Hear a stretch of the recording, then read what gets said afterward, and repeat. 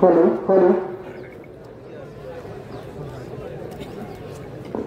अब भाई जरा ये हरियाणा फलाह की तरफ जब सफे खाली है, आगे बढ़िए जरा।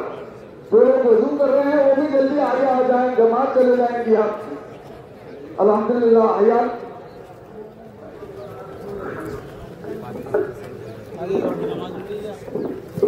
ये सब उसके आगे नहीं होगा।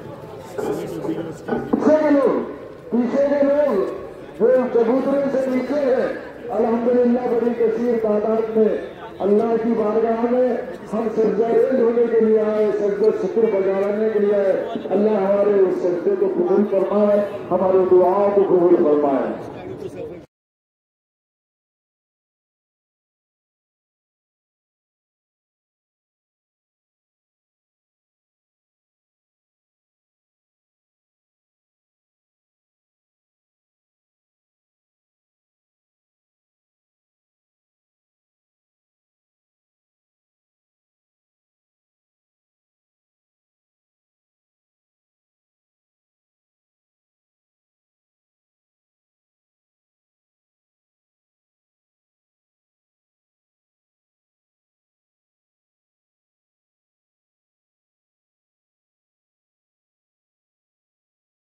उड़ा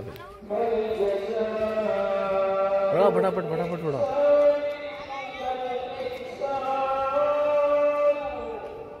फटाफट उड़ा।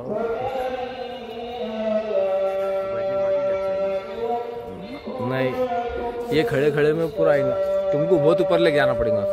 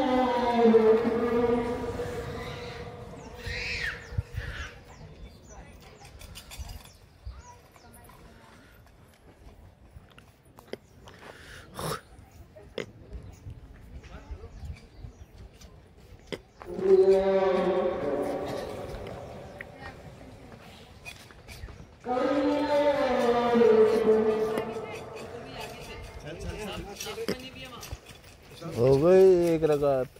क्या हो इसके बाद खुद का रहता ना मैं चाहते हैं कि अपने पास इधर इमाम के आगे हो जा रहे आप लोग।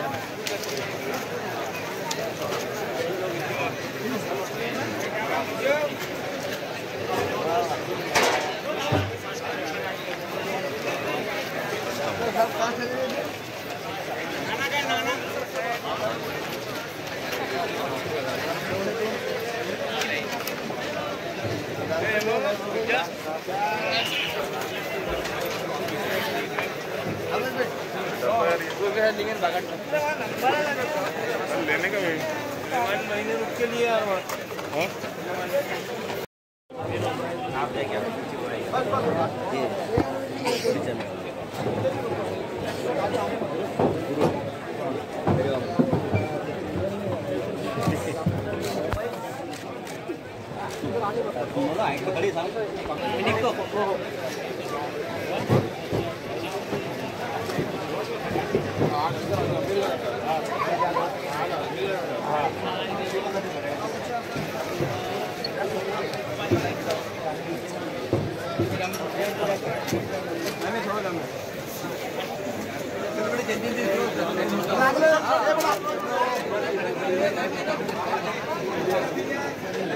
रस्ता जाने को भैया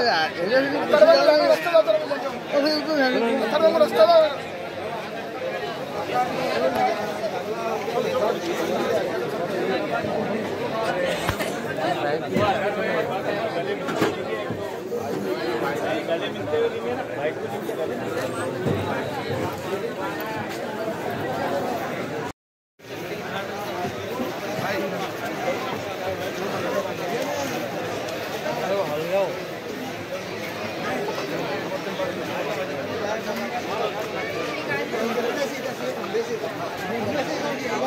घूम जाओ ना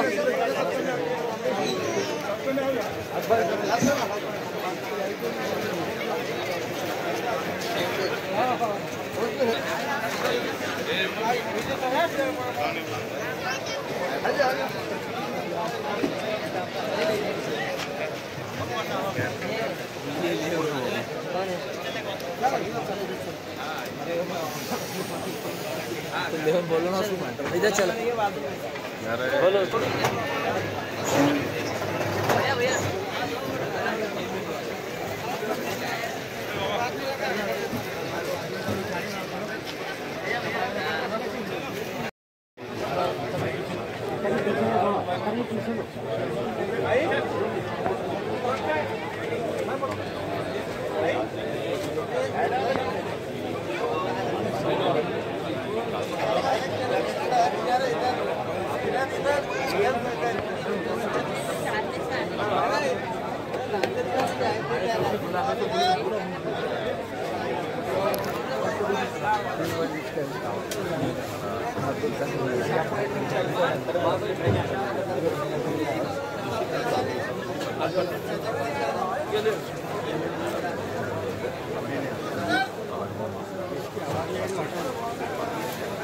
sir Hindi sir Hindi continue चलो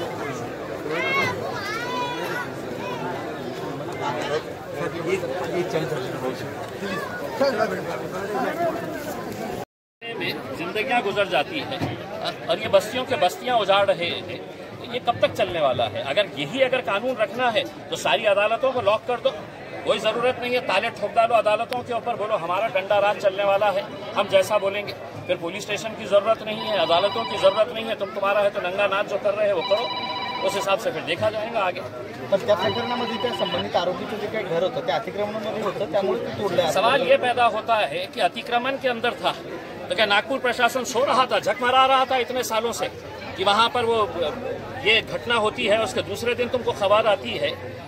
यानी कि वो बिल्डिंग बनाते वक्त महानगर पालिका के अधिकारियों ने हराम का पैसा लिए होंगे कि बना तू पैसा करके घर बना करके, और जब ये मामला हो जाता है तो तुमको ऐसे चीजें नजर आते हैं कि ये अतिक्रमण है करके। इसमें मेरा ये है कि आप जनता को है तो बार बार बेवकूफ़ नहीं बना सकते इसमें, और कानून अगर है तो वो कानून सबके लिए है, और हम तो चाह रहे हैं कि कानून के हिसाब से अगर इम्तियाज जलील कानून तोड़ा है तो उसको कानून के हिसाब से कार्रवाई होनी चाहिए, लेकिन मेरे लिए कानून अलग और तुम्हारे लिए कानून इस मुल्क के अंदर नहीं हो सकता है।